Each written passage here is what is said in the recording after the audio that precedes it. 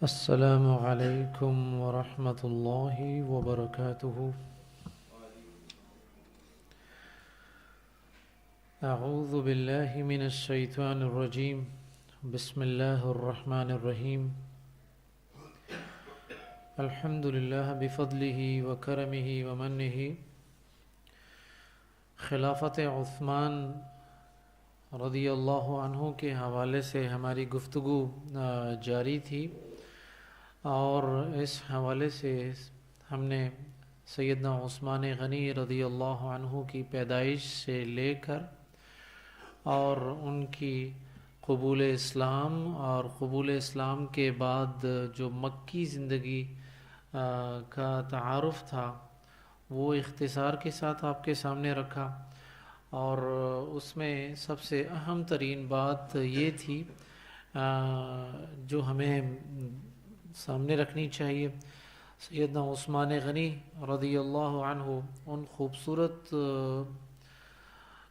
وجودوں میں سے ایک تھے جو زمانہ جاہلیت میں بھی شرکیات سے اور خرافات اور بدعات اور جتنے بھی معاشرتی بیماریاں یا گناہ یا خامیاں تھیں ان سب سے پاک تھے۔ سیدنا ابو بکر صدیق، سیدنا عثمان غنی، سیدنا عثمان بن مظعون اور سیدہ خدیجہ رضی اللہ عنہا، یہ چار وجود ایسے تھے۔ اس کے علاوہ بھی تھے۔ آج ہم بات کریں گے سیدنا عثمان غنی رضی اللہ عنہ کی مدنی زندگی، یعنی ہجرت کے بعد آپ صلی اللہ علیہ وسلم کے ساتھ آپ کا جو وقت تھا وہ کس طرح گزرا، کیا کردار رہا۔ دیکھیں، ایک تو اس حوالے سے جو جائزہ لیا جائے گا، اس جائزے میں ایک پہلو تو یہ ہوگا کہ سیدنا عثمان غنی رضی اللہ عنہ کی جو خدمات تھیں اسلام کے ساتھ مالی تعاون میں، وہ اس کے حوالے سے غزوہ تبوک ہمارے سامنے ایک بہت واضح مثال موجود ہے۔ غزوہ تبوک میں جیسا کہ کتب سیرت میں اس حوالے سے بیان آتا ہے کہ اللہ کے رسول صلی اللہ علیہ وسلم نے جب اس حوالے سے بات کی کہ مالی معاونت کی ضرورت ہے، تو جہاں دیگر صحابہ نے اپنی استطاعت کے مطابق مدد کی، وہاں سیدنا عثمان غنی نے غزوہ تبوک میں تقریباً 940 اونٹ اور 60 گھوڑے فراہم کیے تھے۔ اسی طرح تقریباً 10,000 دینار جو تھے وہ اس غزوے میں معاونت کے حوالے سے آپ نے پیش کیے۔ اسی کیفیت میں اللہ کے رسول صلی اللہ علیہ وسلم نے سیدنا عثمان غنی کے لیے یہ کہا تھا کہ آج کے بعد عثمان جو بھی کریں انہیں نقصان نہیں ہوگا۔ تو یہ جامع ترمذی میں یہ حدیث موجود ہے۔ اس کے علاوہ جو مختلف کیفیات ہمیں ملتی ہیں، ایک کنواں تھا مدینے میں جو کہ ایک یہودی کی ملکیت میں تھا، بئر رؤمہ۔ تو اس کنویں کو خریدنے کے حوالے سے اللہ کے رسول صلی اللہ علیہ وسلم نے ایک مرتبہ کہا تھا کہ من یشتری بئر رومہ فیجعل دلوہ مع دلاء المسلمین بخیر لہ فی الجنہ۔ تو جو کوئی بئر رومہ کو خرید کر مسلمانوں کے لیے وقف کر دے اس کو جنت میں اس سے بہتر ملے گا۔ اور ایک حدیث آتی ہے جو کہ صحیح بخاری میں بھی موجود ہے کہ جو بئر رومہ کو کھودے اس کے لیے جنت ہے۔ تو یہ جو کنواں تھا، اس کنویں کو عثمان غنی رضی اللہ عنہ نے خرید کر مسلمانوں کے لیے عام وقف کیا تھا۔ اسی طرح مسجد نبوی کی توسیع جو حیات طیبہ میں ہوئی تھی، اس توسیع میں سیدنا عثمان غنی رضی اللہ عنہ نے باقاعدہ مسجد نبوی کے ساتھ ایک جو پلاٹ تھا وہ خرید کر مسجد نبوی کے لیے وقف کیا تھا، اور یہ پلاٹ جو تھا یہ حدیث میں آتا ہے کہ تقریباً 25,000 درہم میں آپ نے خریدا تھا۔ اور اس حوالے سے بھی اللہ کے رسول صلی اللہ علیہ وسلم کی ایک حدیث ہے نسائی میں کہ کون ہے جو فلاں کی زمین خرید کر مسجد میں اضافہ کر دے جس کو جنت میں سے بہترین جگہ ملے۔ اس کے علاوہ غزوہ تبوک میں جو معاملہ ہے وہ تو ہمارے سامنے آ چکا۔ تو یہ 2-3 جو معروف جو واقعات تھے وہ میں نے آپ کے سامنے رکھے۔ اس کے علاوہ مکی زندگی میں بھی اور مدنی زندگی میں عموم مکی زندگی میں بطور خاص ہمیں یہ کیفیت ملتی ہے۔ سعد آپ کلاس ختم جب ہوگی اس وقت آئیں گے آپ میرے پاس، ٹھیک ہے، تقریباً 9-10 پر۔ اس کے علاوہ مکی زندگی میں ایک جو بطور خاص ہمیں آپ کی ایک خاصیت اور ایک میزہ جو ملتا ہے وہ یہ ہے کہ آپ غلاموں کو بکثرت خرید کر آزاد کرنے والے تھے۔ 2 اشخاص کے نام بہت زیادہ آتے ہیں اس حوالے سے، ایک تو سیدنا ابو بکر صدیق رضی اللہ عنہ اور دوسرے سیدنا عثمان غنی رضی اللہ عنہ۔ بہت زیادہ غلام خرید کر آزاد کرنے والی کیفیت اس میں موجود تھی۔ تو یہ تو تھی آپ کی مالی طور پر جو اسلام کے ساتھ معاونت اور تعاون والا معاملہ۔ اس کے بعد ایک جو معاملہ ہے، کچھ اگر میں ذاتی طور پر بات کروں تو اس میں جو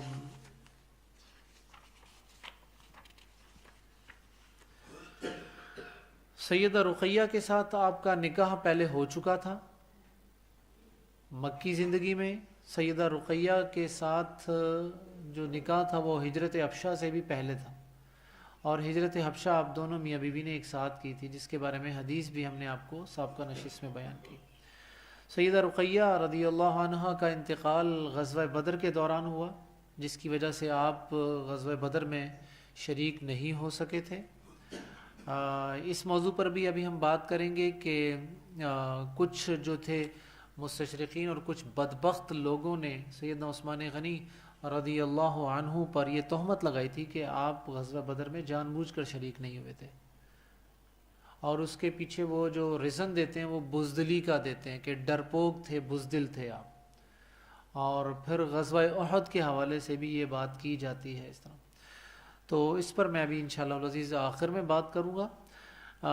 سیدہ رقیہ کے ساتھ نکاح ہوا، اور غزوہ بدر کے دوران اللہ کے رسول صلی اللہ علیہ وسلم نے خود سیدنا عثمان غنی کو حکم دیا تھا کہ آپ یہاں رکیے اور رقیہ کی جو ہے عیادت کیجیے۔ واپسی جب غزوہ بدر سے ہو رہی تھی اس سے پہلے انتقال ہو چکا تھا، بلکہ تدفین بھی کر دی تھی۔ اللہ کے رسول جب واپس آتے ہیں تو قبرستان جاتے ہیں، بیٹی کی صاحبزادی کی قبر پر کھڑے ہوتے ہیں اور دعا کرتے ہیں، کافی دیر تک دعا کرتے رہے۔ اس کے بعد اللہ کے رسول صلی اللہ علیہ وسلم نے اپنی دوسری بیٹی جو تھی ام کلثوم، ان کا نکاح بھی جو تھا وہ سیدنا عثمان غنی سے کیا۔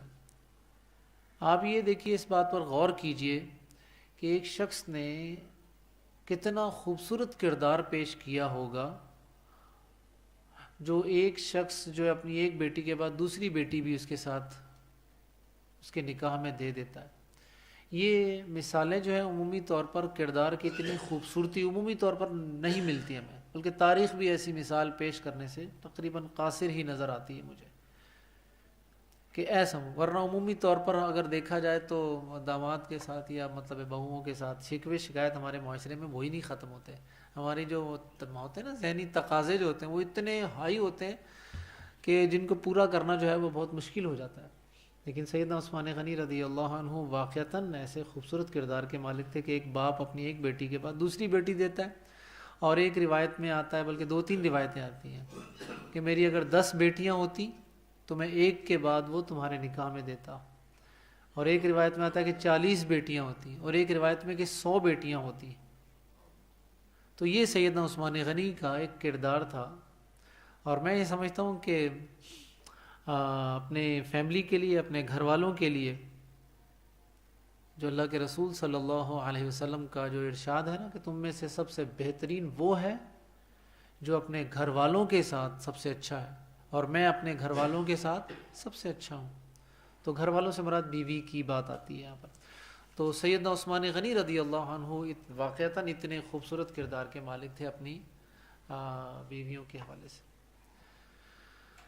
ایسا ہی کردار الحمدللہ ہمیں ملتا ہے سیدہ زینب کے حوالے سے ملتا ہے، جن کے شوہر ابو العاص ان کے تھے. بہرحال اس پر الگ سے بات ہوگی انشاءاللہ العزیز.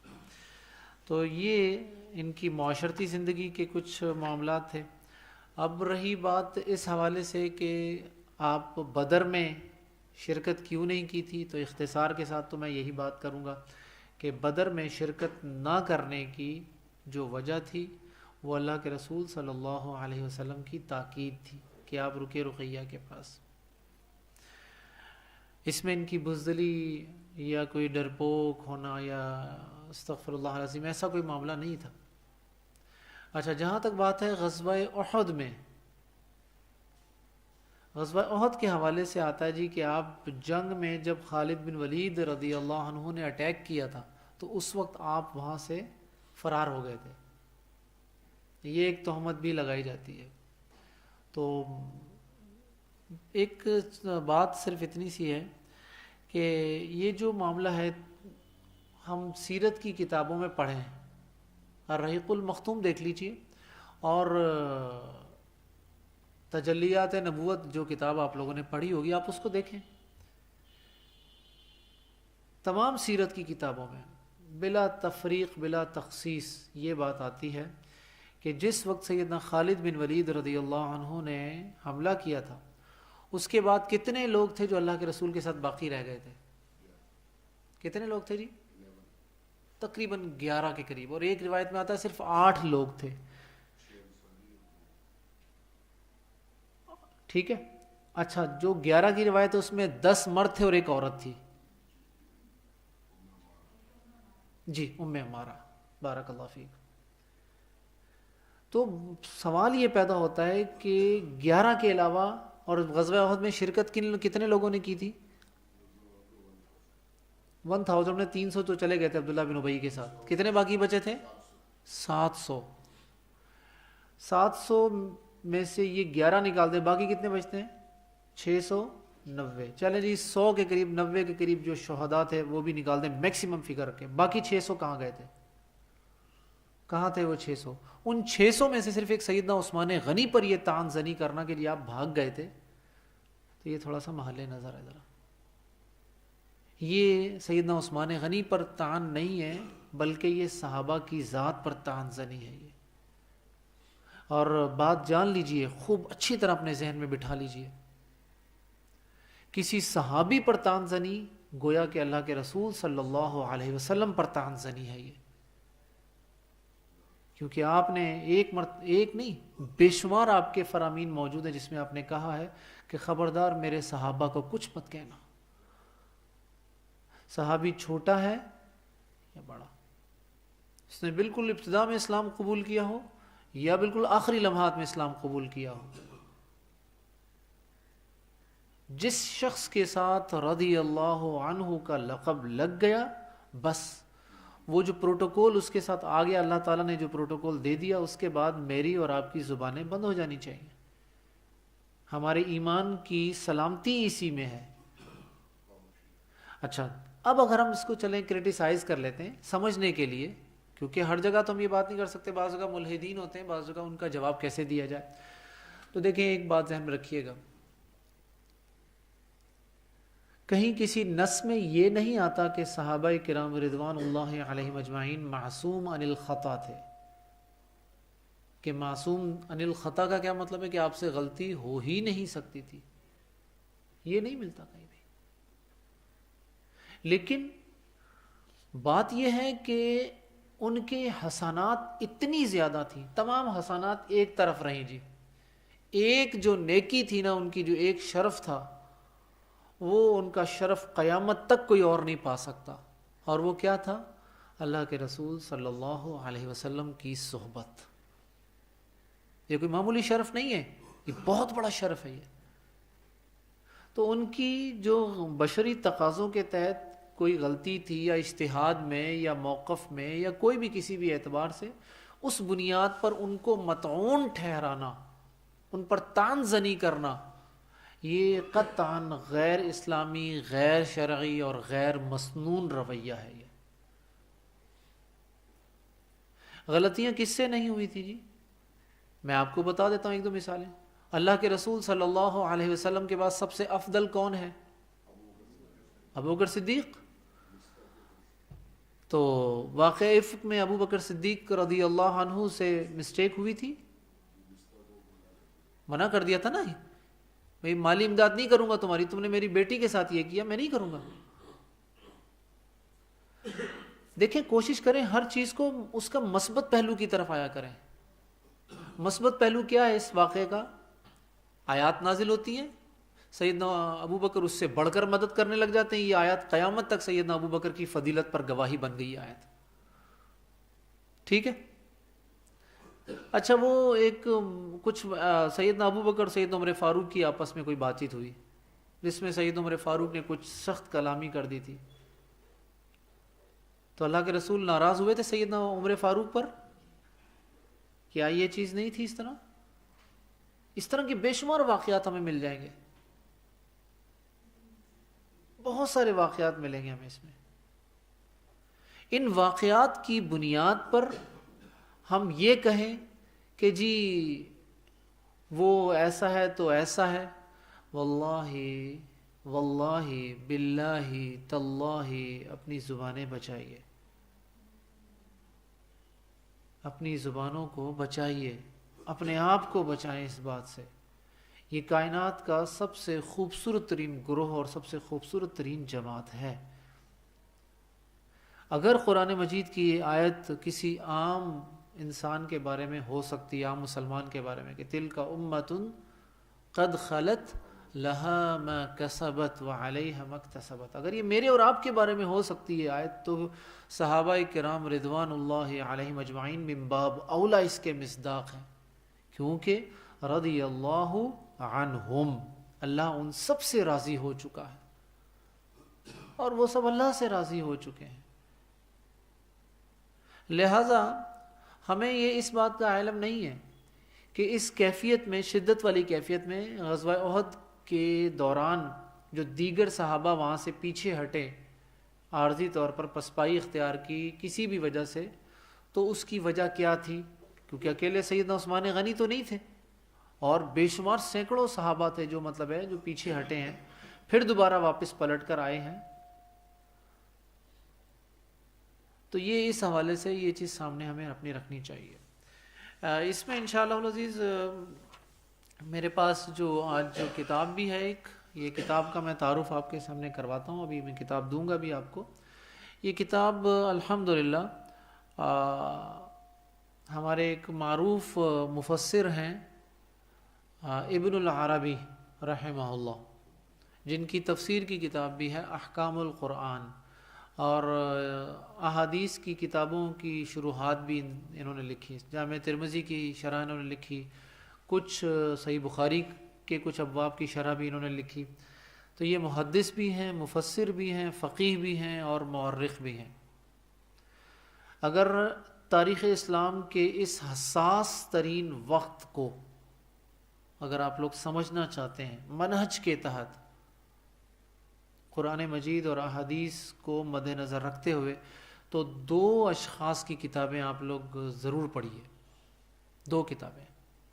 ایک کتاب تو ابن العربی رحمہ اللہ کی کتاب میں آپ کو آج دے رہا ہوں، یہ اللہ کے ایک بندے نے آپ لوگوں کے لیے بطور تحفہ بھجوائی ہیں، تو اسے اپنی دعاؤں میں یاد رکھیے گا. بہت ساری دعائیں کیجیے گا، بلکہ یہ دعا بطور خاص کیجیے گا کہ اللہ تعالیٰ اس کو توفیق مزید عطا کرے. اور بھی وہ توفیق مزید سے کیا مراد ہوگی جی؟ وہ اور ایسی اچھی اچھی کتابیں ہمیں دیتے رہیں، مطلب ہے. ٹھیک ہے، تو یہ ہم پہلے دعا کریں گے ان کے لیے. اچھا، ایک کتاب تو ابن العربی رحمہ اللہ کی العواصم من القواسم، اور دوسری کتاب شیخ الاسلام ابن تیمیہ رحمہ اللہ کی منہاج السنہ. بہترین کتاب ہے. اس کے علاوہ بھی ابن تیمیہ رحمہ اللہ کی ایک دو کتابیں ہیں، لیکن بہرحال انشاءاللہ میں کوشش کروں گا کہ وہ کتاب بھی آپ لوگوں کے لیے بطور تحفہ جو ہے وہ میں منگوا سکوں انشاءاللہ العزیز. امید تو یہی کہ ہو جائے گی وہ بھی کتاب. تو اس کتاب میں، اس کتاب کی خوبی جو ہوگی، سب سے بڑی خوبی یہ ہے کہ اس میں کتاب کا نام ہے العواصم من القواسم. قواسم جمع ہے قاسمہ کی، قواسم جمع ہے قاسمہ کی. قاسمہ کہتے ہیں کمر توڑ دینے والی مصیبت. تو مستشرقین نے، دشمنان اسلام نے، روافض نے جو تہمتیں لگائی تھیں صحابہ کرام رضوان اللہ علیہم اجمعین پر، یہ فی الواقع کمر توڑ دینے والی مصیبتیں تھیں جو اسلام پر آ رہی تھیں. العواصم بچاؤ، دفاع، ڈیفینڈ کرنا. تو اس کمر توڑ مصیبت کے مقابلے میں دفاع کس طرح کیا جائے گا، کیسے کیا گیا، یہ سلسلہ کلام چلتا ہے الحمدللہ اس کتاب میں. اصل کتاب تو خاصی مطول ہے، لیکن یہ ایک مخصوص چیپٹر کا اردو ترجمہ ہے. یہ اس میں ابن العربی رحمہ اللہ نے اوپر ذکر کیا جو تہمت لگی ہوئی ہے، اور اس تہمت کا دفاع جو ہے نیچے بڑا زبردست طریقے سے انہوں نے کیا مطلب. اور پھر اس کتاب کی ایک اور خوبی کہ اس میں ابھی کچھ عرصہ پہلے، آئی تھنک شاید 30-35 سال پہلے، شام کے ایک محدث تھے محب الدین الخطیب رحمہ اللہ، فوت ہو چکے ہیں وہ بھی. انہوں نے اس کتاب پر حواشی لکھے، مطلب ان کے حواشی نے اس کتاب کو نور علی نور والی کیفیت میں مطلب تبدیل کر دیا تھا. تو اس کا آغاز ہوتا ہے آپ صلی اللہ علیہ وسلم کی وفات سے لے کر، جب یہ ایک تہمت لگائی جاتی ہے کہ جی نعوذ باللہ استغفر اللہ من ذالک، ادھر اللہ کے رسول صلی اللہ علیہ وسلم کی وفات والا معاملہ تھا، تکفین اور تدفین، تو ادھر سیدنا ابو بکر اور عمر فاروق کو خلافت کی پڑی ہوئی تھی، وہ چھوڑ کر ادھر گئے ہوئے تھے. مطلب یہ ان روافض کی طرف سے اور دشمنان اسلام کی طرف سے، مستشرقین کی طرف سے جو تہمتوں کا سلسلہ شروع ہوا، تو پھر یہ واقعہ کربلا کے بعد تک یہ سلسلہ چلتا ہے سارا. وہ تو آگے بھی چلتا رہا، لیکن اس کتاب میں آپ کو منہج سامنے رکھ کر صحابہ کرام رضوان اللہ علیہم اجمعین کی ناموس اور عزت کو سامنے رکھ کر جس طرح بات کی گئی ہے، اس کا خلاصہ میں جو اخذ کرتا ہوں، یہ میرا اپنا اخذ کردہ خلاصہ ہے. جی انبیاء کے بعد جس جماعت کا علی الاطلاق ہم پر دفاع واجب ہے، فرض ہے، اپنی عزت سے بڑھ کر، اپنی عزت سے بڑھ کر جس جماعت کا دفاع ہم پر لازم ہے، وہ صحابہ کرام رضوان اللہ علیہم اجمعین کی جماعت ہے. ان کی کوتاہیاں یا بشری تقاضوں کے ساتھ کی گئی یا ہوئی جو غلطیاں تھیں، وہ اللہ کے سپرد کر دیجئے. وہ میں اور آپ اس کے مکلف ہی نہیں کہ ہم اس کو حساب کتاب کریں یا ان کے بارے میں کوئی جج بنیں. یہ ہمارا ڈیزگنیشن نہیں ہے. بس یہ اس کتاب کا خلاصہ ہے جو میں نے آپ کے سامنے رکھا ہے. تو اس کتاب کو پڑھیے. اس کتاب کا مقدمہ جو ہے ہمارے ایک بڑے الحمدللہ گجرانوالہ کے ایک معروف محدث تھے، انہوں نے لکھا ہے، مورخ تھے، انہوں نے مقدمہ لکھا. اور اس کتاب کو پڑھیے اور اپنے کوشش کیجئے کہ اس کتاب کو سمجھ کر، اور یہ کتاب اس لیے میں پہلے بھی دے سکتا تھا یہ کتاب، لیکن یہ کتاب میں نے دی ابھی اس لیے کہ زیادہ تر فتنوں کا آغاز جو ہے وہ سیدنا عثمان غنی رضی اللہ عنہ کی خلافت سے شروع ہوگا. تو اس کتاب میں اسی حوالے سے سیدنا عثمان غنی رضی اللہ عنہ پر جو تقریباً 10 یا 12 تہمتیں لگائی گئی ہیں، ان تہمتوں کا ازالہ جو ہے بڑی خوبصورت طریقے سے ماشاءاللہ کیا گیا ہے.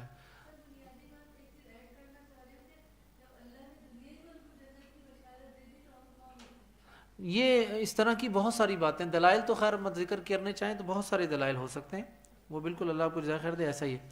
اچھا، اس کے بعد ہم آتے ہیں سیدنا عثمان غنی رضی اللہ عنہ کی فضائل پر. ایک بات اور بھی ذہن میں رکھیے گا کہ کسی صحابی کی عزت اور ناموس کے حوالے سے یا فضیلت کے حوالے سے اس میں کسی قبیلے کا کوئی عمل دخل نہیں ہے کہ اس کا تعلق اس قبیلے سے ہے تو وہ افضل ہے، اس قبیلے سے ہے تو وہ افضل نہیں ہے. صحابہ کی فضیلت میں کسی قبائلی تعلق کا عمل دخل نہیں ہے. اگر قبائلی تعلق کا عمل دخل ہوتا تو پھر ابو لہب ملعون جو تھا وہ بنو ہاشم میں سے تھا، بنو ہاشم میں سے تھا نا، اس کو تو فضیلت ہونی چاہیے تھی، لیکن ایسا نہیں ہے۔ اور بے شمار مطلب ہے، اور بلال حبشی رضی اللہ عنہ ایک غلام تھے، ان کی جو فضیلت ہے وہ فضیلت آپ جانتے ہیں کہ عمر فاروق رضی اللہ عنہ بھی ان کو کہتے تھے سیدنا بلال، اے ہمارے آقا بلال۔ تو فضیلت کا تعلق رنگ، نسل، قبیلے کی بنیاد پر نہیں ہے۔ ان اکرمکم عند اللہ اتقاکم، تم میں سے معزز وہ ہے جو تقوی میں سب سے بڑھ کر ہے۔ اب اس حوالے سے دیکھیے تو سیدنا عثمان غنی رضی اللہ عنہ کی فضیلت میں ہمیں ایک سے زائد احادیث ملتی ہیں، جس میں سے کچھ میں آپ کے سامنے بیان کرتا ہوں۔ ایک حدیث جو ہے یہ حدیث صحیح بخاری میں ہے، اور اس میں ابو موسیٰ الاشعری رضی اللہ عنہ راوی ہیں، فرماتے ہیں کہ میں اللہ کے رسول کے ساتھ مدینے کے ایک باغ میں تھا، اتنے میں ایک شخص آیا اور دروازہ اس نے کھلوانا چاہا۔ اللہ کے رسول نے فرمایا افتح لہ وبشرہ بالجنہ، اس کے لیے دروازہ کھول دو اور اس کو جنت کی بشارت دو۔ دروازہ کھولا تو دیکھا کہ سیدنا ابو بکر صدیق رضی اللہ عنہ تھے۔ پھر جو ایک اور دروازہ ایک مرتبہ پھر نوک ہوا تو اللہ کے رسول نے پھر کہا کہ افتح لہ وبشرہ بالجنہ، کہ بھئی دروازہ کھول دو اور اس کو بھی جنت کی بشارت دو۔ میں نے جا کے دروازہ کھولا تو وہ عمر فاروق رضی اللہ عنہ تھے، وہ آ کر بیٹھتے ہیں، اپنی بات کرتے ہیں۔ اس دوران پھر ایک مرتبہ دروازہ نوک ہوتا ہے تو اللہ کے رسول فرماتے ہیں کہ افتح لہ وبشرہ بالجنہ علی بلوی تصیبہ، دروازہ کھول دو، جنت کی بشارت دو، لیکن یہ ایک آزمائش سے دو چار ہوں گے، ایک مصیبت سے دو چار ہوں گے۔ دروازہ کھولا تو سیدنا عثمان غنی تھے رضی۔ اچھا، اس طرح کی یہ جو حدیث صحیح بخاری میں ہے، اس حدیث میں اور اس طرح کی بے شمار حدیثیں جس میں اللہ کے رسول صلی اللہ علیہ وسلم نے ابو بکر، عمر اور عثمان، ہمیں بے شمار ایسی حدیثیں ملتی ہیں، ابو بکر، عمر اور عثمان۔ اگر غور کیا جائے نا تو ان حدیثوں سے میں ایک جو دلیل لیتا ہوں، استنباط کرتا ہوں، وہ یہ کہ اللہ کے رسول صلی اللہ علیہ وسلم نے اپنے بعد خلفاء کی ترتیب بتائی ہے، یہ ابو بکر، عمر اور عثمان، اور یہ ایک حدیث نہیں ہے، تقریباً کم و بیش یہ 18 سے 20 احادیث ایسی ہیں جس میں یہ ترتیب بھی ملتی ہے، یا کم از کم یہ ضرور ملتا ہے کہ یہ تینوں جو تھے اللہ کے رسول کے ساتھ تھے۔ ایک حدیث یہ آ گئی ہمارے پاس، ایک حدیث اور ہے، یہ حدیث جو ہے یہ صحیح بخاری میں ہے یہ بھی، اور اس میں یہ راوی ہے اس کے سیدنا انس رضی اللہ عنہ، فرماتے ہیں کہ اللہ کے رسول احد پہاڑ پر چڑھے اور آپ کے ساتھ ابو بکر، عمر اور عثمان تھے۔ احد پہاڑ ہلنے لگا تو آپ صلی اللہ علیہ وسلم نے کہا احد ٹھہر جاؤ، فلیس علیک الا نبی وصدیق وشہیدان، کہ بھئی تجھ پر ایک نبی، ایک صدیق اور 2 شہید ہیں آپ۔ یہ تینوں کی کیفیت ساتھ میں آ گئی، اور اس کے مختلف کلمات ہیں۔ ایک اور جو ہے صحیح مسلم کے کلمات بھی وہ یہی ہیں کہ احد پرسکون ہو جاؤ کہ تم پر ایک نبی، ایک صدیق یا شہید ہے۔ تو اس کے تفصیل میں آتا ہے کہ وہ ابو بکر اور عمر فاروق تھے ساتھ میں۔ اچھا، ایک جو حدیث آتی ہے، یہ یحییٰ بن سعید اس کے راوی ہیں، وہ فرماتے ہیں، یہ صحیح مسلم کی حدیث ہے کہ ان عثمان رجل حیی، یعنی با حیا تھے۔ اور وہ جو ایک بڑی سیدنا انس بن مالک کی حدیث ملتی ہے ہمیں، یہ جس میں کہتے ہیں ارحم امتی ابو بکر واشدھا فی دین اللہ عمر واصدقھا حیاء عثمان۔ تو عثمان غنی رضی اللہ عنہ کی جو حیا کا ذکر ملتا ہے، معروف تھا کہ کتب سیرت میں معروف تھا اللہ کے رسول صلی اللہ علیہ وسلم کی حیا اور سیدنا عثمان غنی کی حیا۔ ان دونوں کی حیا کے حوالے سے کچھ دو باتیں کہی جاتی ہیں. اللہ کے رسول صلی اللہ علیہ وسلم کی حیا کے حوالے سے ایک بات کی جاتی کہ آپ کسی کنواری لڑکی سے بڑھ کر شرمیلے اور حیا والے تھے. سیدنا عثمان غنی رضی اللہ عنہ کی حیا کے حوالے سے کہا جاتا ہے کہ جی ایک بڑا معروف مطلب حدیث ہے کہ میں ایسے شخص سے شرم کیوں نہ کروں جس سے فرشتے بھی، آسمان کے فرشتے بھی حیا کرتے ہیں. وہ واقعہ آپ لوگوں نے سنا ہوگا جس میں اللہ کے رسول صلی اللہ علیہ وسلم بیٹھے ہوئے تھے سیدہ عائشہ کے ساتھ. دروازہ نوک ہوتا ہے، سیدنا ابو بکر آتے ہیں اور اپنی بات کرتے ہیں، چلے جاتے ہیں. پھر دروازہ نوک ہوتا ہے، کون؟ عمر فاروق. تو اللہ کے رسول عائشہ سے کہتے ہیں بھی اپنا رخ دیوار کی طرف کر لو. عمر فاروق آتے ہیں، بات کر کے چلے جاتے ہیں. مطلب آپ صلی اللہ علیہ وسلم اپنے اسی طرح بے تکلفی سے جس طرح لیٹے ہوئے تھے ٹیک لگا کر یا جو بھی کیفیت تھی بیٹھ. دروازہ نوک ہوتا ہے اور پھر کون؟ عثمان. جیسے ہی عثمان کا نام سنتے ہیں فوری طور پر کہتے ہیں عائشہ حجاب اپنا پورا صحیح کر لو. آپ خود بیٹھ جاتے ہیں، اپنا سطر صحیح کر لیتے ہیں، مکمل کر لیتے ہیں اور اہتمام کے ساتھ بیٹھتے ہیں. عثمان آتے ہیں اور اسی طرح نظریں جھکائے آتے ہیں، اسی طرح نظریں جھکا کر بات کرتے ہیں اور چلے جاتے ہیں. عائشہ پوچھتی ہیں اللہ کے رسول کہ ایسا ابا جی آئے تو آپ نے کوئی خیال نہیں کیا، عمر فاروق آپ نے مجھ سے صرف اتنا کہا کہ رخ اپنا دیوار کی طرف کر لو، عثمان آئے تو اتنا اہتمام. اس پر یہ اللہ کے رسول نے کہا تھا عائشہ میں ایسے شخص سے حیا کیوں نہ کروں جس سے آسمان کے فرشتے بھی حیا کرتے ہیں.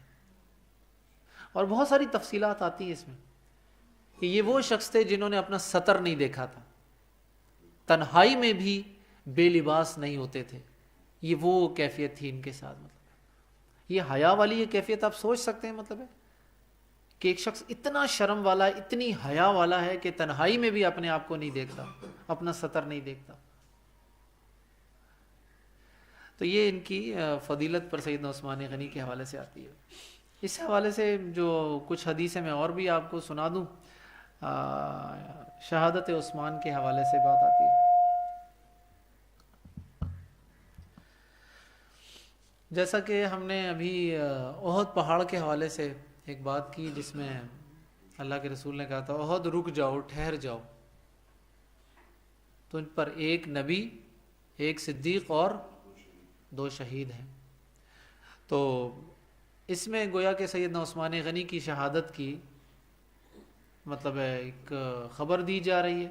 تو اس حوالے سے ایک حدیث آتی ہے مسند احمد میں کہ جس میں آتا ہے اللہ کے رسول صلی اللہ علیہ وسلم فرماتے ہیں، عبداللہ بن اجالہ اس کے راوی ہیں، اور اس میں کہا کہ جو 3 فتنوں سے بچ گیا اس نے نجات پا لی.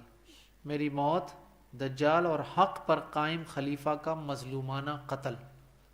یہ جو ہے نا وقتل خلیفۃ، جس نے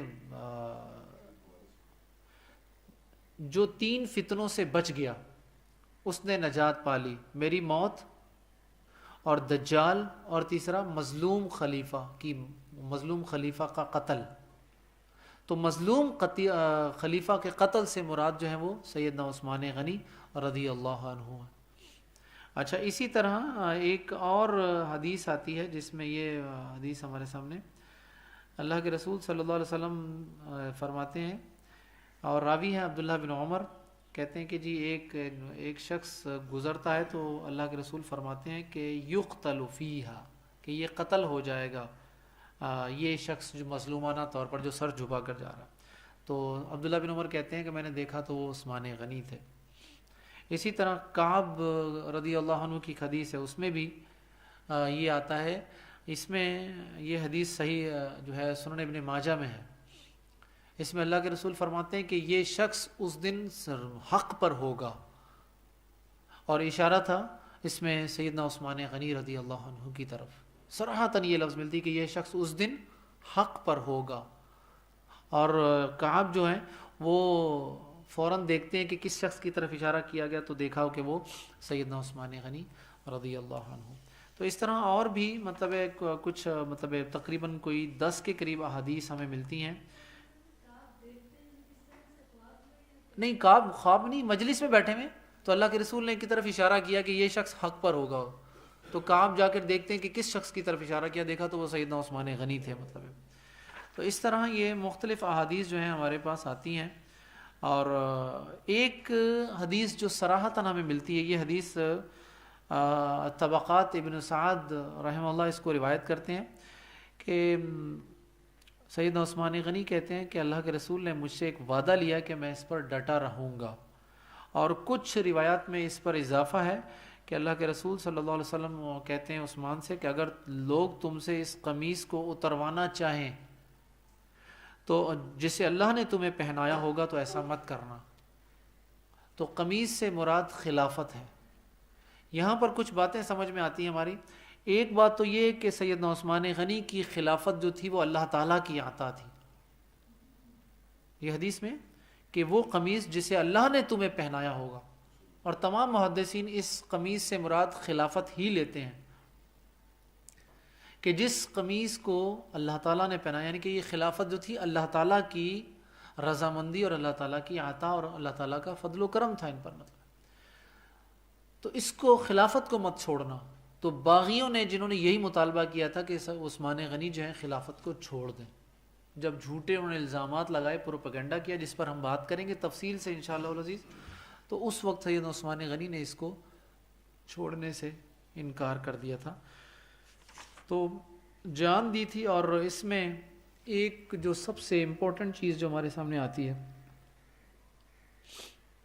سیدنا عثمان غنی رضی اللہ عنہ کی فضیلت میں، آپ نے اپنی جان دی لیکن مدینے کی حرمت پر حرف نہیں آنے دیا تھا۔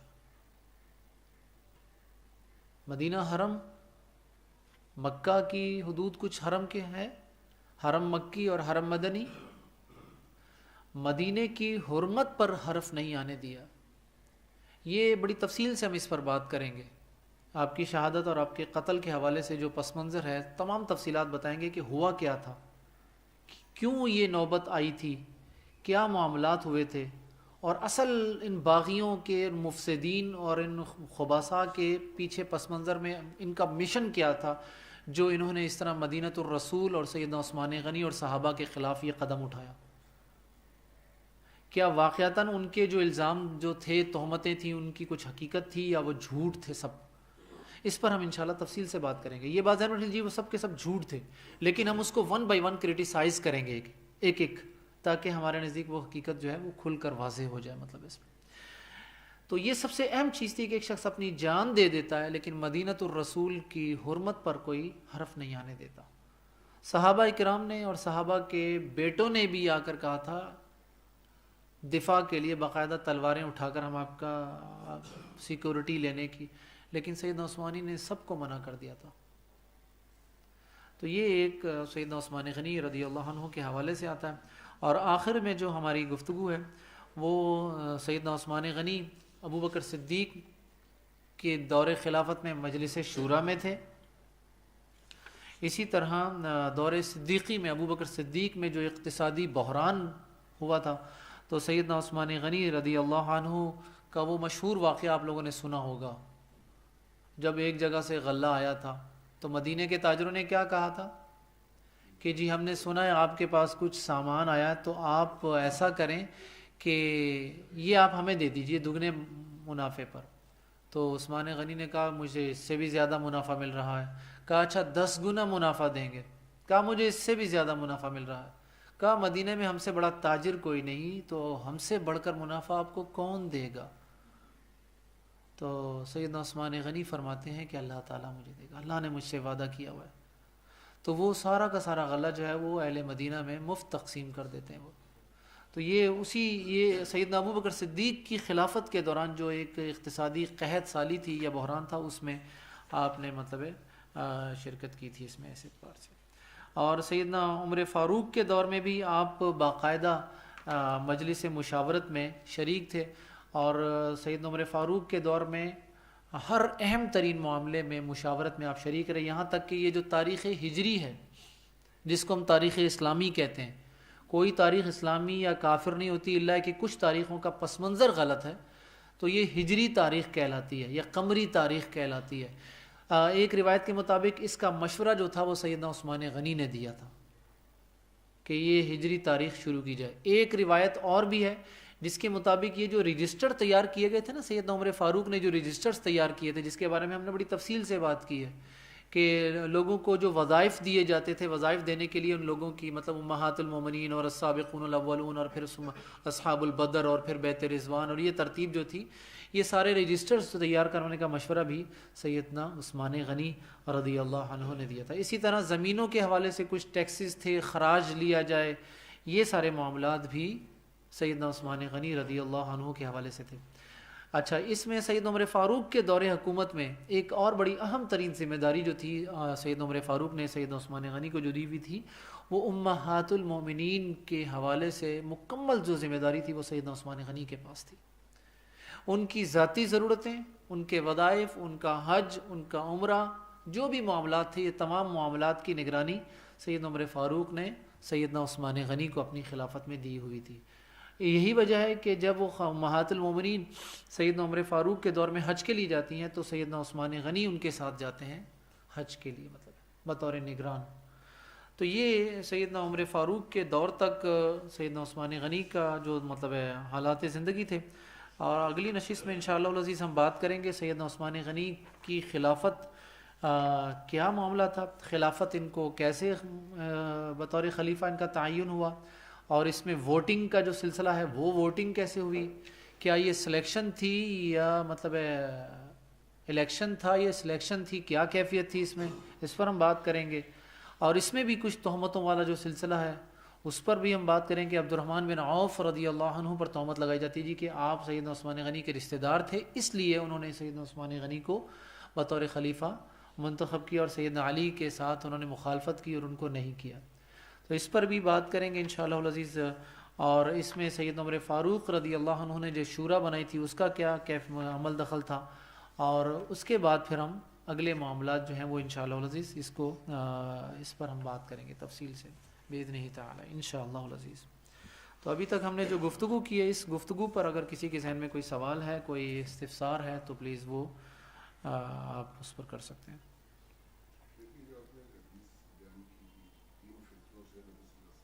جی،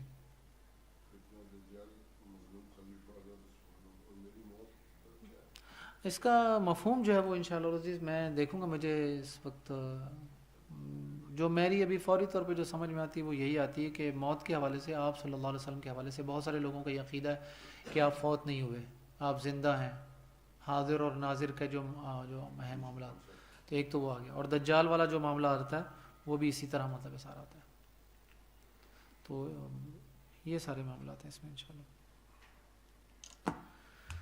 ابھی وہ ہمارے ساتھی آ جاتے ہیں۔ ہاشم بھائی آپ ایک کام کر لیں، تھوڑی سی نیکی کر لیں، یہ ایک جو کھول لیجیے یہ لفافہ یہ والا، دیکھ لیجیے پیچھے خواتین کی تعداد پیچھے کتنی جو تھی مطلب عموماً ہوتی ہے ہمارے پاس، چلیے پیچھے جو ہے تقریباً 8 نسخے پیچھے دے دیجیے۔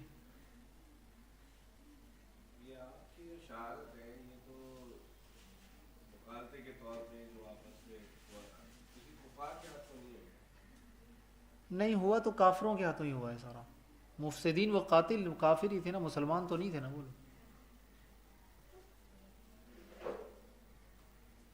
جنہوں نے سیدنا عثمان غنی کو شہید کیا اور مظلومانہ انداز میں تہمتیں لگا کر الزام تراشیاں کر کے مدینے کی حرمت کو مطلب پارا پار کیا، تو وہ مسلمان تو نہیں ہو سکتے نا۔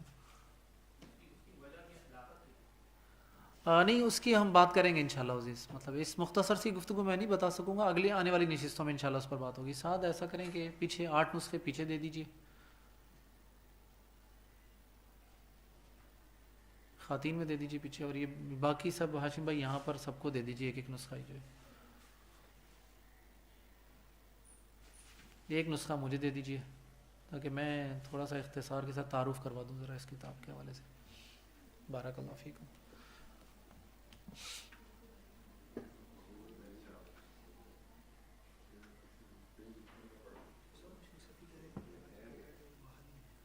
نہیں سر آج نہیں ہے، شروع میں ہونا تھا لیکن شروع میں مجھے یاد نہیں رہا، اب وہ میں اس کی سیٹنگ کرتا ہوں آخر انشاءاللہ، مرکز کی کلاس لوں گا، پھر میں اگلی مرتبہ ایسا کروں گا کہ جمعہ اور ہفتہ کی جو کلاس ہوتی ہے نا اس میں پہلا پیریڈ میں لے لیا کروں گا تاکہ میں سلیبس کور کروا سکوں۔ ٹھیک ہے وہ بتا دیجیے گا ان کو انشاءاللہ.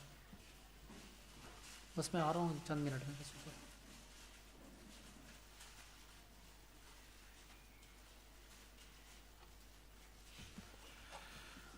ہاں اس کتاب کا ٹائٹل جو ہم نے پہلے بھی آپ کو بتا دیا تھا العواصم من القواسم, اور دیکھیے عنوان میں لکھا ہوا ٹائٹل پیج پر فی تحقیق مواقف الصحابہ بعد وفات النبی صلی اللہ علیہ وسلم.